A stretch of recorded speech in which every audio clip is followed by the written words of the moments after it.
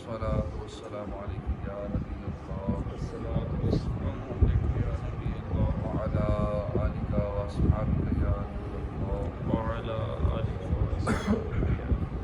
نويت سنة الاعتكاف نويت سنة الاعتكاف فرمان آخری نبی صلی اللہ علیہ وآلہ وسلم شب جمعہ اور روز جمعہ مجھ پر کثرت سے درود پڑھو کیونکہ تمہارا درود مجھ پر پیش کیا جاتا ہے۔ صلو علی الحبیب صلی اللہ تعالی علی محمد صلی اللہ علیہ وآلہ وسلم۔ 17واں پارہ سورۃ الحج کی آیت نمبر 2، 3 اور 4۔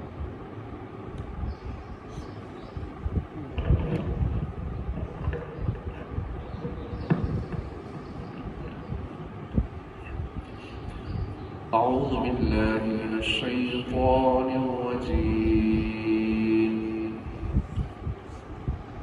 بسم الله الرحمن الرحيم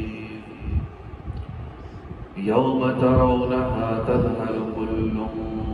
مرضعة عما أرضعت وتضع كل ذات حمل حملها وترى الناس سكارى وما هم بسكارى ولكن عذاب الله شديد ومن الناس من يجادل في الله بغير علم ويتبع كل شيطان مريد كتب عليه أنه من تولاه فأنه يضله ويهديه إلى عذاب السعير۔ اللہ کے نام سے شروع جو نہایت مہربان رحمت والا۔ یوم ترونہا، جس دن تم دیکھو گے اسے، تذہل، یہ حال ہوگا کہ بے خبر ہو جائے گی، کل مرضعۃ، ہر دودھ پلانے والی، عما ارضعت، اس سے جسے اس نے دودھ پلایا، وتضع، اور ڈال دے گی، کل ذات الحمل، کل ذات حمل، ہر حمل والی ڈال دے گی، حمل حملہا، اپنا حمل، ہر حمل والی ڈال دے گی، وترا، اور تم دیکھو گے، الناس سکارا، تم لوگوں کو دیکھو گے کہ سکارا، نشے کی حالت میں ہے، وما ہم بسکارا، حالانکہ وہ نشے کی حالت میں نہیں ہوگی۔ قیامت کا تذکرہ ہو رہا ہے کہ لوگوں کی جو کنڈیشن ہوگی، ولیکن، اور لیکن، عذاب اللہ شدید، اللہ کا عذاب بڑا سخت ہے۔ ومن الناس من یجادل، اور لوگوں میں سے کوئی وہ ہے جو جھگڑتا ہے، یجادل، جھگڑتا ہے، فی اللہ، اللہ کے بارے میں، بغیر علم، علم کے بغیر، ویتبع، اور پیچھے چل پڑتا ہے، کل شیطان مرید، ہر سرکش شیطان کے، کتبہ، لکھ دیا گیا ہے، علیہ، اس پر، انہ، من تولاہ، کہ جو دوستی کرے گا اس سے، فانہ، یضلہ، تو ضرور وہ گمراہ کر دے گا اسے، ویہدیہ الی عذاب السعیر، اور رہنمائی کرے گا اس کی جہنم کے عذاب کی طرف۔ یا ایھا الناس، اے لوگو، ان کنتم، اگر تم ہو، فی ریب من البعث، شک میں ہو، فی ریب، شک میں ہو، من البعث، مرنے کے بعد اٹھنے سے، فإنا، تو بے شک، خلقکم، ہم نے پیدا کیا تمہیں، من تراب، مٹی سے، ثم، پھر، من نطفۃ، پانی کی ایک بوند سے، ثم من علقۃ، پھر جمے ہوئے خون سے، ثم من مضغۃ، پھر گوشت کی بوٹی سے، مخلقۃ، پوری شکل والی، وغیر مخلقۃ، اور ادھوری شکل والی، لنبینہ، تاکہ ہم ظاہر کریں اپنی قدرت، لکم، تمہارے لیے، ونقر، اور ہم ٹھہرائے رکھتے ہیں، فی الارحام، ماؤں کے پیٹوں میں، ما نشاء، جسے چاہتے ہیں، الی اجل مسمی، ایک وقت مقرر تک، ثم نخرجکم، پھر ہم تمہیں نکالتے ہیں، طفلا، بچے کی صورت میں، ثم لتبلغوا، پھر عمر دیتے ہیں تاکہ تم پہنچ جاؤ، اشدکم، اپنی جوانی کو، ومنکم، اور تم میں سے من یتوفا، کوئی وہ ہے جسے پہلے ہی موت دے دی جاتی ہے، ومنکم، اور تم میں سے من یرد، کوئی وہ ہے جسے لوٹایا جاتا ہے، الی ارذل العمر، سب سے نکمی عمر کی طرف، جو 60-70 سال، بعض لکھتے ہیں کہ تقریباً 60 سال کی عمر کو ارذل العمر کہتے ہیں، یعنی بالکل نکمی عمر جس میں بندہ بچوں کی طرح ہو جاتا ہے۔ لکی لا یعلم، لکی لا یعلم، تاکہ وہ نہ جانے، من بعد علم، جاننے کے بعد، شیئا وترا، کچھ اور تو دیکھتا ہے، ارض، زمین کو، حامدۃ، مرجائی ہوئی، خشک، فاذا انزلنا، پھر جب ہم اتارتے ہیں، علیہ الماء، اس پر پانی اتارتے ہیں، اور تو وہ حرکت کرتی ہے، لہلاتی ہے، وربت وانبتت، اور بڑھتی ہے، اگاتی ہے، من کل زوج بہیج، ہر خوبصورت قسم کی، ہر طرح کے سبزے پہ زمین اگاتی ہے۔ ترجمہ کنز العرفان۔ جس دن تم اسے دیکھو گے تو یہ حالت ہوگی کہ ہر دودھ پلانے والی اپنے دودھ پیتے بچے کو بھول جائے گی، ہر حمل والی اپنا حمل ڈال دے گی، اور تو لوگوں کو دیکھے گا جیسے نشے میں ہے، حالانکہ وہ نشے میں نہیں ہوں گے، لیکن ہے یہ کہ اللہ کا عذاب بڑا شدید ہے۔ یوم ترونہا، جس دن تم اسے دیکھو گے، اچھا فرمایا کہ جس دن تم قیامت کے اس زلزلے کو دیکھو گے تو یہ حالت ہوگی کہ ہیبت سے، اس کی ہیبت سے ہر دودھ پلانے والی اپنے دودھ پیتے بچے کو بھول جائے گا، اور اس دن کی ہولناکی سے ہر حمل والی کا حمل ساقط ہو جائے گا، اور تو لوگوں کو دیکھے گا جیسے لوگ نشے میں ہیں، حالانکہ لوگ نشے میں نہیں ہوں گے، بلکہ اللہ کے عذاب کے خوف سے لوگوں کے ہوش اڑ جائیں گے، اور اللہ کا عذاب بڑا شدید ہے۔ بعض مفسرین فرماتے ہیں کہ دونوں آیات غزوہ بنی مستلق میں رات کے وقت نازل ہوئی، اور نبی کریم صلی اللہ علیہ وسلم نے صحابہ کے سامنے ان کی تلاوت فرمائی، ساری رات وہ بہت روئے۔ جب صبح ہوئی انہوں نے اپنے جانوروں سے زینے نہ اتاری، اور جس جگہ ٹھہرے وہاں خیمے نصب نہ کیے، اور نہ ہی ہانڈیاں پکائیں، اور وہ غم زدہ، پرنم اور فکر مند تھے۔ یہ ان ہستیوں کا حال ہے جن سے اللہ نے بھلائی کا وعدہ فرمایا، اور ان میں بعض کو تو دنیا میں جنت کی بشارت مل چکی تھی بارگاہ رسالت سے، زبان رسالت سے۔ تو ہمیں کتنا ڈرنا چاہیے؟ ہمیں قیامت کی شدت، ہیبت، ہولناکی، سختی سے تو کہیں زیادہ ڈرنا چاہیے، کیونکہ ہمارے ساتھ نہ تو کوئی ایسا وعدہ فرمایا گیا ہے جیسا صحابہ کے ساتھ فرمایا گیا، نہ ہی دنیا میں ہمیں کوئی جنت کی قطعی بشارت مل چکی ہے،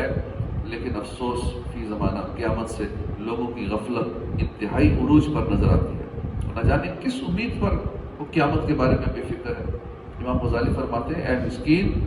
جس دن کی یہ عظمت ہے، جس دن کی یہ عظمت ہے وہ اس قدر بڑا ہے، حاکم زبردست، زمانہ قریب ہے، تو اس دن کے لیے تیاری کر لے جس دن تو دیکھے گا آسمان پھٹ جائے گا۔ آسمان پھٹ گئے، اس کے خوف سے ستارے جھڑ گئے، روشن ستاروں کی چمک مان پڑ گئی، سورج کی روشنی لپیٹ دی گئی، پہاڑ چلنے لگے، پانی لانے والی اونٹنیاں کھلی پھرنے لگیں، جنگلی جانور جمع ہو گئے، سمندر ابلنے لگے، روحیں بدنوں سے جا ملی، جہنم کی آگ بھڑکائی گئی، جنت قریب لائی گئی، پہاڑ اڑائے گئے، زمین پھیلائی گئی، اور جس دن تم دیکھو گے کہ زمین میں زلزلہ برپا ہوگا، زمین اپنے بوجھ باہر نکال دے گی، اور لوگ گروہوں میں بٹ جائیں گے تاکہ اپنے اعمال کا بدلہ دیکھیں، اور جس دن زمین اور پہاڑ اٹھا کر پٹخ دیے جائیں گے، اس دن عظیم واقعہ رونما ہوگا، آسمان پھٹ جائیں گے، حتیٰ کہ ان کی بنیادیں کمزور پڑ جائیں گی، فرشتے ان کے کناروں پر ہوں گے، اور اس دن تمہارے رب کے عرش کو 8 فرشتوں نے اٹھایا ہوگا، اس دن تم سب کو پیش ہونا ہوگا، اور تم سے کوئی بھی بات پوشیدہ نہ ہوگی، جس دن پہاڑ چلیں گے، تم زمین کو کھلی ہوئی دیکھو گے، جس دن زمین کانپے گی، پہاڑ ٹکڑے ٹکڑے ہو کر اڑنے والی گرد بن جائیں گے، جس دن انسان بکھرے ہوئے پتنگوں کی طرح ہو جائیں گے، پہاڑ دھنی ہوئی روئی کے گالوں کی طرح ہو جائیں گے، اس دن ہر دودھ پلانے والی دودھ پیتے بچے سے غافل ہو جائے گی، ہر حمل والی کا حمل گر جائے گا، اور تم لوگوں کو نشے کی حالت میں دیکھو گے، حالانکہ وہ نشے کی حالت میں نہیں ہوں گے، لیکن اللہ کا عذاب سخت ہوگا، جس دن یہ زمین و آسمان دوسری زمین میں بدل جائیں گے، اور اللہ تعالیٰ واحد و قہار کے سامنے کھڑے ہوں گے، جس دن پہاڑ اڑا کر بکھیر دیے جائیں گے، صاف زمین باقی رہ جائے گی، اس میں کوئی ٹیڑھا راستہ، کوئی موڑ نہیں ہوگا، کوئی ٹیلے نہیں ہوں گے۔ جس دن تم پہاڑوں کو جمے ہوئے دیکھو گے حالانکہ وہ بادلوں کی طرح چل رہے ہوں گے، جس دن آسمان پھٹ کر گلابی لال چمڑے کی طرح ہو جائیں گے، اور اس دن کسی انسان اور جن سے اس کے گناہ کے بارے میں پوچھا نہیں جائے گا۔ اس دن گناہ گار کو بولنے سے روک دیا جائے گا اور نہ ہی اس کے جرموں کے بارے میں پوچھا جائے گا، بلکہ پیشانی کے بالوں اور ان کے پاؤں سے گرفت ہوگی۔ جس دن ہر شخص اپنے اچھے عمل کو سامنے پائے گا، برے عمل کو بھی، اور وہ چاہے گا کہ اس برے عمل اور اس شخص کے درمیان بہت زیادہ فاصلہ ہو۔ جس دن ہر نفس اس چیز کو جان لے گا جو وہ لایا ہوگا، اور جو آگے بھیجا یا پیچھے چھوڑا وہ سب حاضر ہوگا۔ جس دن زبانیں گنگ ہوں گی اور باقی اعضاء بولیں گے۔ یہ وہ عظیم دن ہے جس کے ذکر نے نبی اکرم صلی اللہ علیہ وسلم کو بوڑھا کر دیا۔ جب حضرت صدیق اکبر نے عرض کیا رسول اللہ آپ پر بڑھاپے کے آثار ظاہر ہو گئے ہیں، تو آپ نے فرمایا مجھے سورہ ہود اور اس جیسی دوسری صورتوں نے بوڑھا کر دیا ہے، اور وہ دوسری صورتیں سورہ واقعہ، سورہ مرسلات، سورہ عما یتساءلون اور اذا الشمس کورت وغیرہ ہیں۔ تو اے قرآن پڑھنے والے عاجز انسان، تیرا قرآن مجید پڑھنے سے صرف اتنا حصہ ہے، تو اس کے ساتھ زبان کو حرکت دے دے۔ اگر تو قرآن مجید میں جو کچھ پڑھتا ہے اس میں غور و فکر کرتا تو اس لائق تھا کہ ان باتوں سے تیرا کلیجہ پھٹ جاتا جن باتوں نے سرکار دو عالم صلی اللہ علیہ وسلم کو بوڑھا کر دیا تھا۔ اگر تم صرف زبان کی حرکت برقرار کرو گے تو قرآن مجید کے ثمرے سے محروم رہو گے۔ اللہ تعالیٰ تمام مسلمانوں کو صحیح طریقے سے قرآن مجید کی تلاوت کرنے اور اس میں مذکور ڈرانے والی باتوں پر غور و فکر کرنے اور عبرت و نصیحت حاصل کرنے کی توفیق عطا فرمائے۔ وَمِنَ النَّاسِ مَن يُجَادِلُ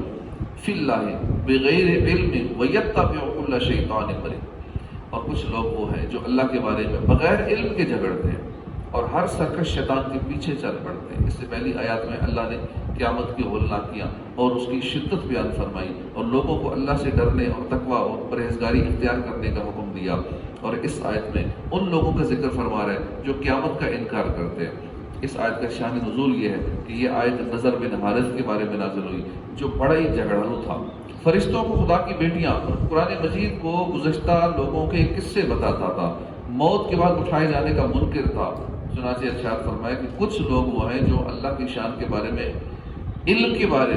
کے بغیر جھگڑتے ہیں اور اس کی شان میں باطل باتیں کہتے ہیں، اور وہ اپنے جھگڑنے اور عمومی احوال میں ہر سرکش شیطان کے پیچھے چل پڑتے ہیں۔ اس سے معلوم ہوا کہ اللہ تعالیٰ کی ذات و صفات میں علم کے بغیر بحث کرنا حرام ہے۔ صرف علماء دین تحقیق کے لیے اس کی ذات و صفات میں بحث کر سکتے ہیں، بشرطے کہ جھگڑا مقصود نہ ہو بلکہ صرف اعتراضات کا اٹھانا اور حق کی تحقیق کا قصد ہو۔ لہذا علم کلام برا نہیں ہے، اچھا علم ہے۔ وَيَتَّبِعُ كُلَّ شَيْطَانٍ مَرِيدٍ، اور ہر سرکش شیطان کے پیچھے چل پڑتے ہیں۔ اس آیت میں سرکش شیطان کے بارے میں دو قول ہیں۔ اس سے انسانی شیاطین مراد ہیں، اور یہ کافروں کے وہ سردار ہیں جو دوسروں کو کفر کی طرف بلاتے ہیں، اور اس سے ابلیس اور اس کے لشکر مراد ہے۔ یاد رہے کہ شیطان خواہ انسانوں میں سے ہو یا شیطان جنوں میں سے ہو، کیونکہ شیطان انسانوں میں سے بھی ہوتا ہے، جنوں میں سے بھی ہوتا ہے، ان کی کوئی بھی بات نہ مانی جائے، کیونکہ اگر ان کی ایک بات مان لی تو یہ ملعون اسی پر اکتفا نہیں کریں گے بلکہ اور باتیں منوانے کی طاق میں بھی رہیں گے، اور جتنا ان کی بات مانتے چلے جائیں گے اس کا سلسلہ اتنا ہی بڑھتا چلا جائے گا۔ اسی طرح ان کے ساتھ جھگڑے اور بحث میں مصروف نہ ہوا جائے، کیونکہ اس کے ذریعے بھی وہ اپنے ناپاک عزائم میں کامیاب ہو جاتے ہیں۔ لہٰذا ان سے نجات کی صورت یہ ہے کہ ان کی کوئی بات سنی ہی نہ جائے، کیونکہ اگر ان کی بات سنیں گے تو ممکن ہے کہ کوئی بات دل پر اثر کر جائے، سننے والا کفر و گمراہی کی دلدل میں پھنس کر رہ جائے۔ اعلیٰ حضرت امام احمد رضا خان رحمۃ اللہ علیہ کے کلام کا خلاصہ یہ ہے کہ شیطان دو قسم کے ہیں، شیاطین الجن، ان سے ابلیس لعین اور اس کی ملعون اولاد مراد ہے۔ اللہ تعالی ہمیں اور تمام مسلمانوں کو ان کی شر اور تمام شیاطین کی شر سے پناہ دے۔ اور دوسرے شیاطین الانس، اس سے کفار اور بدعتی لوگوں کے دائی اور منادی مراد ہے۔ اللہ تعالیٰ ان پر لعنت فرمائے اور ان کو ہمیشہ بے سہارا رکھے اور ان پر ہمیں دائمی نصرت عطا فرمائے۔ اے اللہ، سید المرسلین صلی اللہ علیہ وسلم کے طفیل ہماری دعا قبول فرما۔ ہمارا رب فرماتا ہے وَكَذَلِكَ جعلنا لکل نبی عدوا شیاطین الانس والجن، یوں ہی ہم نے ہر نبی کا دشمن کیا شیطان آدمیوں اور شیطان جنوں کو، کہ آپس میں ایک دوسرے کے دل میں بناوٹ کی بات ڈالتے ہیں دھوکہ دینے کے لیے۔ حدیث میں رسول اللہ صلی اللہ علیہ وسلم نے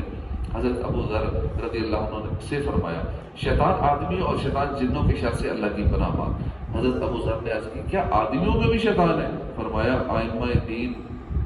فرمایا کرتے کہ شیطان آدمی شیطان جن سے سخت تر ہوتا ہے۔ میں کہتا ہوں اس آیت کریمہ میں شیاطین الانس کو مقدم کرنا بھی اسی طرف اشارہ کرتا ہے کہ شیطان آدمی شیطان جن سے سخت تر ہوتا ہے۔ اس حدیث کریم نے کہ جب شیطان وسوسہ ڈالے اتنا کہہ کر الگ ہو جاؤ کہ تو جھوٹا ہے، دونوں قسم کے شیطانوں کا علاج فرما دیا۔ شیطان آدمی ہو خواہ جن ہو، اس کا قابو اسی وقت چلتا ہے جب اس کی بات سنیں گے۔ جب دن کا توڑ کر اس کے ہاتھ پر رکھ دیں گے کہ تو جھوٹا ہے، تو وہ اپنا خبیث اپنا سا منہ لے کر رہ جائے گا۔ کتب علیہ انہ من تولاه فانہ یضلہ ویہدیہ الی عذاب السعیر، جس پر لکھ دیا گیا ہے کہ جو اس سے دوستی کرے گا تو وہ ضرور اسے گمراہ کر دے گا اور اسے جہنم کے عذاب کی راہ بتائے گا۔ اس آیت کی ایک تفسیر یہ ہے کہ لوح محفوظ میں جنات اور انسانوں کے ہر سرکش شیطان کے متعلق لکھ دیا گیا ہے کہ جو اس کی اطاعت اور اس سے دوستی کرے گا تو شیطان ضرور اسے گمراہ کر دے گا اور اسے جہنم کے عذاب کا راستہ بتائے گا۔ دوسری تفسیر یہ ہے کہ لوح محفوظ میں اس شخص کے بارے میں لکھ دیا گیا ہے جو شیطان کی پیروی اور اس سے دوستی کرے گا تو شیطان ضرور اسے جنت سے گمراہ کر دے گا اور اسے جہنم کے عذاب کی راہ بتائے گا۔ اس آیت سے معلوم ہوا کہ بد مذہبوں سے دوستی اور تعلق نہیں رکھنا چاہیے اور نہ ہی ان کے ساتھ رشتہ داری قائم کرنی چاہیے، کیونکہ یہ خود بھی گمراہ ہوتے ہیں اور اپنی چکنی چپڑی باتوں، ظاہری عبادت اور ریاضت اور دکھلاوے کی پرہیزگاری کے ذریعے دوسروں کو بھی گمراہ کر دیتے ہیں۔ صحیح مسلم شریف میں حضرت ابو ہریرہ رضی اللہ عنہ سے روایت ہے، حضور اقدس صلی اللہ علیہ وسلم نے فرمایا ان قریب میری امت کے آخر میں کچھ ایسے لوگ ہوں گے جو تم سے ایسی باتیں کریں گے جنہیں نہ تم نے سنا ہوگا نہ تمہارے باپ دادا نے، تو تم ان سے دور رہنا اور انہیں خود سے دور رکھنا۔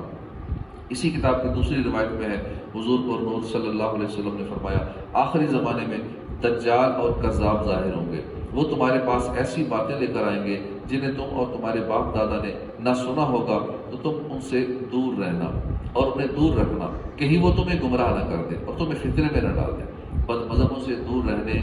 اور انہیں خود سے دور رکھنے کے ساتھ ساتھ متعدد احادیث میں ان سے زندگی اور موت کے تعلقات، تمام تعلقات ختم کرنے کا حکم دیا گیا ہے۔ چنانچہ ارشاد فرمایا کہ ان کے ساتھ کھانا نہ کھاؤ، ان کے ساتھ پانی نہ پیو، ان کے پاس نہ بیٹھو، ان سے رشتہ نہ کرو، وہ بیمار پڑے تو پوچھنے نہ جاؤ، مر جائیں تو ان کے میت کے پاس نہ جاؤ، ان کی نماز جنازہ نہ پڑھو اور نہ ہی ان کے ساتھ نماز پڑھو۔ اللہ تعالیٰ تمام مسلمانوں کو اس پر عمل کی توفیق عطا فرمائے۔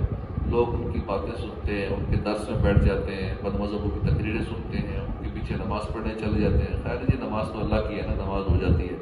تو جو بد مذہب ہے، جو بد عقیدہ ہے، اس کے پیچھے نماز نہیں ہوتی، ایسوں کے پاس بیٹھنا ہی گناہ ہے، کیونکہ خود قرآن و حدیث میں منع کیا گیا اس چیز سے، کیونکہ لوگ ایمان برباد کر دیتے ہیں۔ بیٹھیں گے،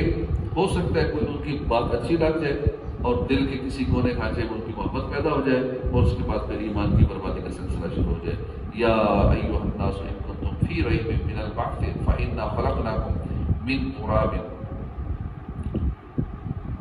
اے لوگو اگر تمہیں قیامت کے دن اٹھنے کے بارے میں کچھ شک ہو تو اس بات پر غور کر لو کہ ہم نے تمہیں مٹی سے پیدا کیا، پھر پانی کے ایک بوند سے، پھر جمے ہوئے خون سے، پھر گوشت کی بوٹی سے جس کی شکل بن چکی ہوتی ہے اور ادھوری بھی ہوتی ہے، تاکہ ہم تمہارے لیے اپنی قدرت کو ظاہر فرمائیں اور ہم ماؤں کے پیٹ میں جسے چاہتے ہیں اسے ایک مقرر مدت تک ٹھہرائے رکھتے ہیں، پھر تمہیں بچے کی صورت میں نکالتے ہیں، پھر عمر دیتے ہیں تاکہ تم اپنی جوانی کو پہنچو، اور تم میں کوئی پہلے ہی مر جاتا ہے، کوئی سب سے نکمی عمر کی طرف لوٹ جاتا ہے، تاکہ بالآخر جاننے کے بعد کچھ نہ جانے اور تو زمین کو مرجھایا ہوا دیکھتا ہے۔ پھر جب ہم اس پر پانی اتارتے ہیں تو وہ تر و تازہ ہو کر لہراتی ہے اور بڑھتی ہے اور وہ ہر قسم کا خوبصورت سبزہ اگاتی ہے۔ اے لوگو یا ایھا الناس، اے لوگو، اس سے پہلی آیت میں شیطان کی پیروی کرنے پر ڈانٹا گیا ہے، اور اس آیت میں ان لوگوں پر حجت قائم فرمائی جا رہی ہے جو مرنے کے بعد دوبارہ زندہ کیے جانے کے منکر ہیں۔